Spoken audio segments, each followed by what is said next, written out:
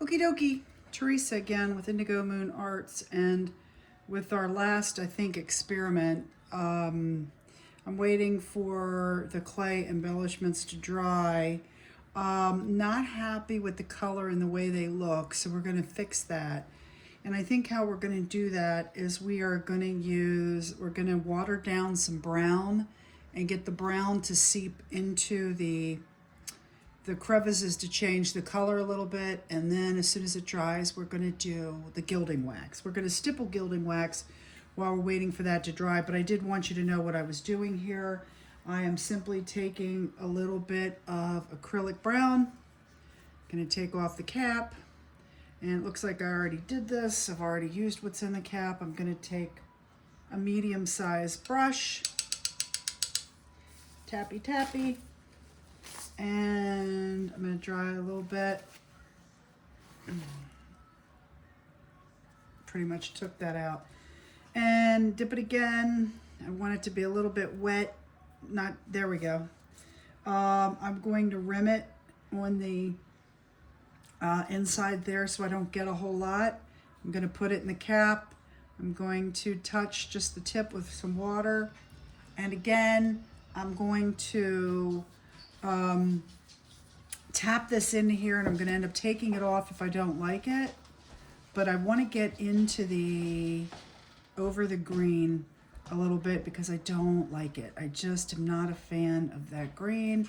So you can see what I'm doing. I'm watering it down, and it's still a little bit wet. The Mod Podge is still glowing it, but I'm just not happy with that green. So I'm changing its color. And now it matches the bottle better. You can see that. And all I'm going to do is take my napkin, letting it sit there a little bit, and I'm going to dab it.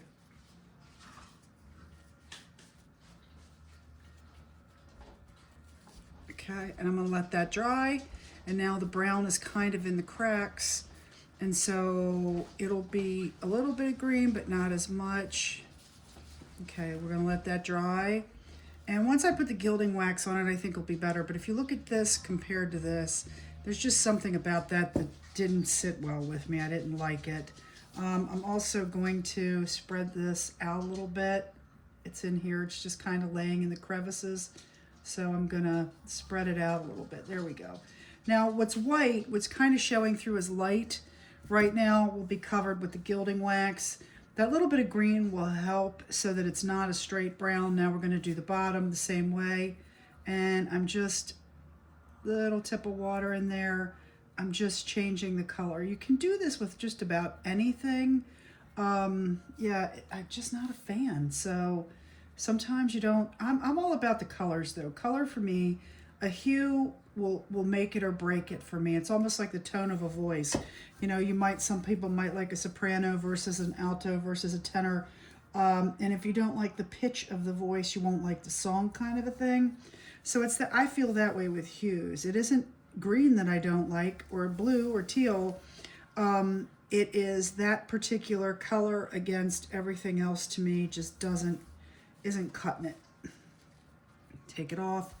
I'm dulling it down. I'm putting it back in. It's like aging it almost. You know what I mean? Gonna let it sit in there a little bit, dry a tiny little bit. I think it's a little too wet. But these are little tips and tricks and techniques of things you can do. You know, I've learned over the years from not liking something, which happens a lot, let's be honest. I mean, yeah, so it definitely toned, I like it up here quite a bit. It definitely toned that bright green. It was just too green, too bold. And again, this is all going to change the moment I hit the tops of that with the gilding wax. That's gonna be the difference in the perfection. Gonna do that one more time, and I'm gonna make the brush a little bit less wet this time when I go in with the brown, so it'll stay a little bit more. It was a little too translucent on the bottom. I need more brown. Okay. There we go. Now we're getting somewhere. Because I just want to take it off the top. It kind of like ages it too. Again, it makes it sort of like a rusty, and I'm happy with it. Much happier than I was 5 minutes ago. So it's been a long day with, takes a long time with drying. So, and then all the things in between. I don't know how long the video will end up being. I mean, that's actually the length of the bottle pretty much. So I'm gonna get ready to, I'm gonna let this sit for just a couple minutes, maybe 3 minutes, then I'm gonna dab it back off. Meantime, this can't really hurt if I do this. This is my favorite part. We're gonna take the Inca Gold gilding wax. I washed my brushes last time, and I'm gonna use a stippling brush. It's basically the right amount of wet. I'm gonna take a little tiny bit of that.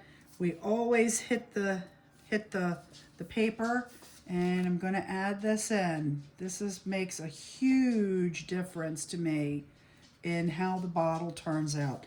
That little bit of gilding wax, it's just the right amount of added detail to the bottle that gives it the aged completely. And then with the patina being like a rust integration, I guess, sort of.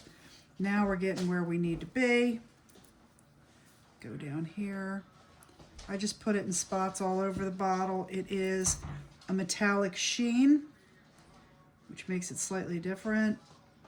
So you gotta dab it so it doesn't, oh, I like that a lot. I'm going over top the gold, I like that a lot. This too. Now we're gonna use the gilding wax over top the embellishments as well.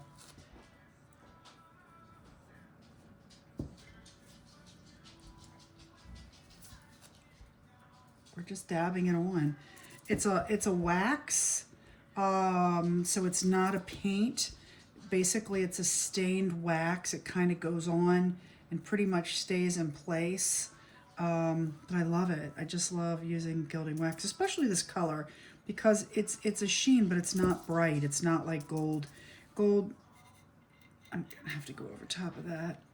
If you don't like something, like let's say that blotch there is a little too big, we just go over it with the gilding wax and it'll tone it down a little bit. It's kind of like that last little bit. Look at what that does. That just, for me, finishes, completes the whole process.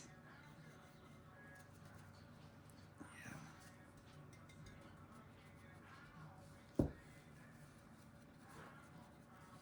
I'm just dabbing it in spots. Okay, we're gonna get ready to, it's the aging thing. It's good, it's good. Turn that thing down. Gonna hit the lid, just. That is your aging, that is the aging process. That, it just blends the last little bit of everything. So now what I'm gonna do, I decided not to use the brown. This is brown. Brown to me is aging. So I wanna accent the clay embellishments to make them look a little bit more like metal. And we're gonna use the rusty patina. This is, I like the color of it better. It matches the deer. It's a little bit more metallic. It's a little brighter. I'm gonna have to apply it twice because it's thinner. The Inca Gold wax is waxy, it's paste. This, I don't really know what this is. I haven't read on it, but it's more liquidy.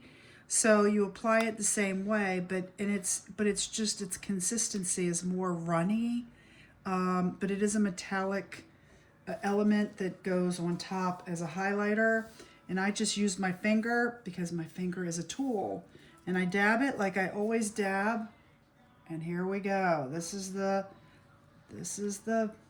stuff. All right.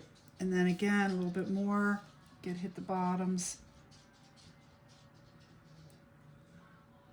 How's that? That gives it, now see the back, maybe that makes sense why I did what I did. I wanted the green, I didn't want it to be so bright, so poppy. I wanted it to match, blend. I wanted it to blend what was already there as an accent, not as something that sticks out. Now we're gonna go in and do the moth at the bottom. I'm tapping into this, tapping it off. It's probably off screen. I'm just tapping my finger on the craft paper. It gives us a copper look, and that kind of takes that to a different level. Clean my finger off. Yeah. Do a little tiny bit more up top, right up here. Yeah, I'm gonna put a little bit of this on the lid. I always do the lid. Yeah. So now guess what we're getting ready for? The part I missed on the other two videos. One, because I couldn't upload it. Two, new at understanding what was happening. And with this, I'm going to go to big corners. This is just making sure the whole bottle ties itself in. You know, here we go. There we go.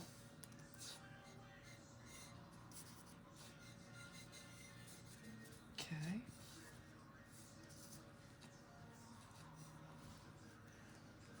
I don't know if you can see that. Okay, so now close this up. Here is where we get into the fun stuff. Now, you talk about your embellishments and where you get them. This is my ribbon. This all came from a shop on Etsy. These are just my greens. You can see how much fun it is to pick. I could go with a brown ribbon. You kind of want it to blend. I mean, or I could go with, which ribbon did I like? I could go with a green where it really blends. I could go with something that kind of complements it, lightens the bottle up. I really like this. It might even have some of the same color. Oh, I love that. See, that's the same. I keep going to the same thing. What I might do is blend two ribbons. I think I could do these two, and I think that's the ticket right there. So anyway, that's the fun part, picking colors. Oh, I like this too. This is just probably my favorite color ribbon. It is it's an odd like olive brown, but I really love it because it blends with the, you know, you kind of like it matching the bottle more so than, this is one of the things, this is taste, of course, not right or wrong, but when it comes to the ribbon on the bottle, I like everything to kind of be in the same color. Like I don't want a pink ribbon on a blue bottle. That's me. That's fine if you do that. I am not trying to, but like, look at this. I mean, it just really, that's where I always say the devil's in the details. These three colors are just amazing on the, you know, you can't even see this daggone bottle where I'm doing here. Sorry for this. Give me grace, please. I'm adjusting to learning how to use YouTube. I'm not a fan of the horizontal format. And that's my problem. So I don't have a good setup here. I need more light behind me so that light, I'm aware of these things. And I'm sure it's probably a little irritating at some points, but I'm brand new to this, sharing what I know for free, making it available. And so hopefully I get better at it. But anyway, so there's your ribbon choices we were just talking about. I love all of them. See, now that I do this, I don't want the green. Now I'm just strictly looking at the brown. You can lighten it. I don't have much screen area here. Let's move this out of the way. We're done with that anyway. So that's what we have here. And again, I was showing all of my ribbon, which we're going to have fun now picking. This is, look, all the different colors. Green. This is crinkle ribbon. Like, I got this from my scrap cabin shop on Etsy. And there's another one that got on Etsy. I don't think they put their name on here. Anyway, the same. I just search crinkle ribbon, and then they sell it in sizes, yards, and etc. But how does that, see, this gives into my vintage feel using these brown ribbons rather than using, could use any color you want, but that's, love that color right there. It's, I call it an olive brown because it's brown, but it has, oops, I just threw it in my dirty water. Lovely. Like, I think these are slightly too dark. The hue is off. This is nice. That's really nice. But the actual color of the ribbon changes the bottle. So it's important kind of to get that right. So that's what we're going to do right now. Then we're going to do cabochons and we're going to do jewelry findings. So come on back and join me for Ribbon 101, how to apply and finial. We're going to do the finial. I'm going to go pick that out and all the fun stuff up next.